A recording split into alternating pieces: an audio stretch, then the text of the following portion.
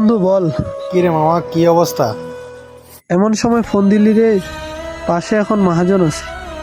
তোর সাথে একটু কথা কইতে চাইছিলাম। পাশে এখন মহাজন আছে, তোর সাথে আমি পরে কথা বলবো।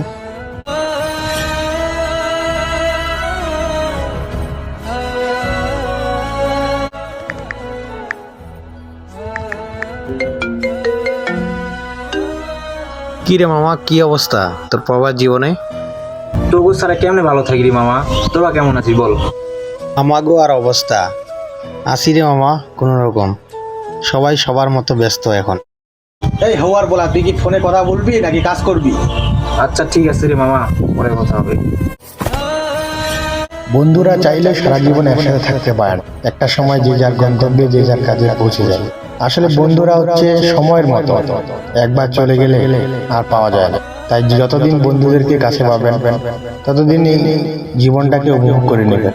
কারণ একবার বন্ধুরা যে কর্মব্যস্ততায় পড়ে যায়, তাহলে আর চাইলে কখনো বন্ধুদের একসাথে পাবেন না।